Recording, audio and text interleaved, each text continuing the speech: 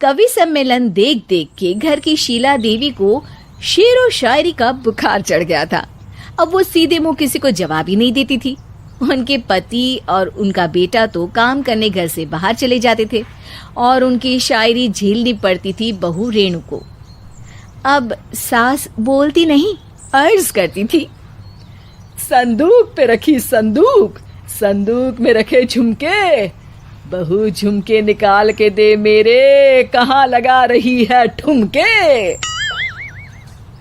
माँ जी, झुमके तो आपके निकाल दूंगी मैं, लेकिन आपके दिमाग से ये शायरी का भूत कैसे निकलेगा?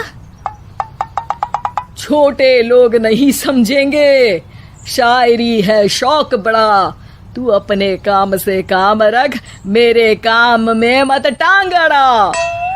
शौक अलग बात है, लेकिन हर चीज में अपना शौक डाल देने से जग हसाई हो सकती है सासू माँ। अरे मैं हूँ एक नंबर कलाकार, कोई ऐसी वैसी बला नहीं, तुम घर के कामों में उलझी, समझोगी मेरी कला नहीं। ठीक है माँ जी, आप नहीं समझती तो कोई बात नहीं, लाओ मैं आपके झुमके ही निकाल कर दे देती हूँ। बहू सास के झुमके निकाल कर देती है और वहाँ से चली जाती है। शाम को बहू अपने पति से शिकायत करती है, सुनिए जी, आप माँ को कुछ समझाते क्यों नहीं? अरे क्या समझाना है माँ को? अरे अपनी शायरी थोड़ी कम करे ना। अरे तुमको उनकी शायरी से क्या दिक्कत है?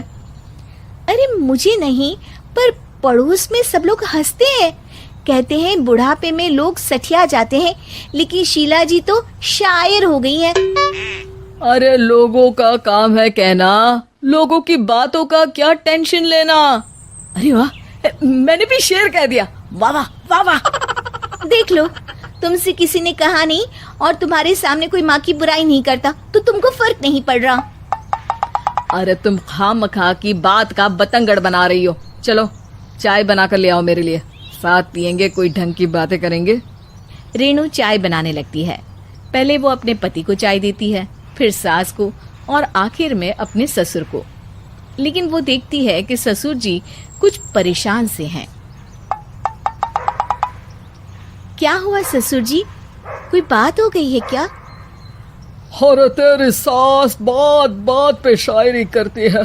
कल मैंने पूछा कि खाना खाया तो तेरी सास ने क्या जवाब दिया पता है? अरे गलती की और आरोपी ने कोड़े खा लिए फटाफट, खाना तो नहीं पर पकोड़े खा लिए झटाझट। अब बता क्या जवाब दूं इस बात का? वो तो सभी से शायरी में ही बात कर रही हैं, मुझे भी समझ में नहीं आता कि क्या करूं मैं। बेटा उसको उसी की भाषा में जवाब देना पड़ेगा। मैं तो आम बातचीत में भी उसके सामने कुछ नहीं बोल पाता, शायरी में क्या बोलूंगा भला। ससुर ने जैसे ही कहा कि उसको उसी की भाषा में जवाब देना पड़ेगा, बहू को ये बात जच गई। अगले ही दिन वो शायरी की कुछ किताबें लेकर आई और शायरी की प्रैक्टिस करने लगी ताकि सास को उन्हीं की भाषा में जवाब दे सके। उसने दिन रात एक कर दिए। एक दिन सब साथ में बैठकर टीवी देख रहे थे, तभी रेणु सबके लिए बिरयानी बनाकर लाती है, लेकिन सास को बिरयानी भाती नहीं। कौवा करता काऊ काऊ, चिड़िया बोलती ची ची, इतना खराब बिरयानी बनाई है कि मुंह से निकले छी छी। बस इसी मौके का तो बहू को इंतजार था, क्योंकि अब बहू सास को उसी की भाषा में जवाब देने के लिए तैयार थी। माँ जी, हमको अपनी ये बेकार शायरी ना सुनाइए, जैसी भी बनी है बिरयानी चुपचाप खाइए। ससुर जी और रेणु के पति ने रेणु का जवाब सुनते ही जोर से ताली बजाई और सास ने जब रेणु का शायराना जवाब सुना तो उनके गले में बिरयानी अटक गई। बहू ने एक और शायरी का तीर छोड़ा। शायरी में बहू के सामने सास हो जाएगी ढेर, क्योंकि सास मारेंगी एक शेर तो बहू मारेगी 1.25 शेर।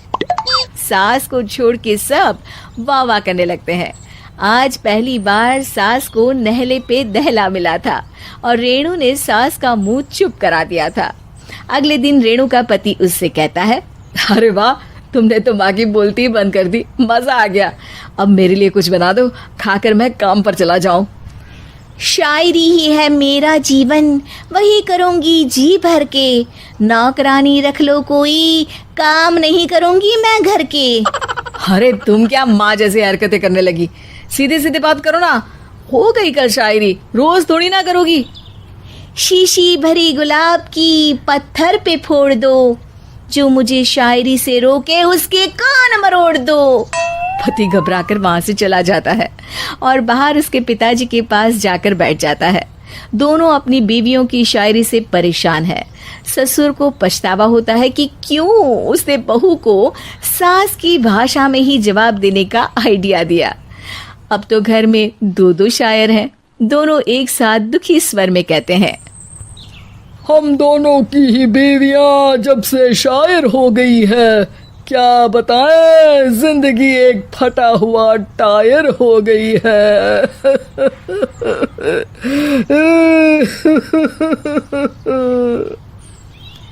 हम दोनों की ही बीवियां जब से शायर हो गई है, क्या बताए जिंदगी एक फटा हुआ टायर हो गई है।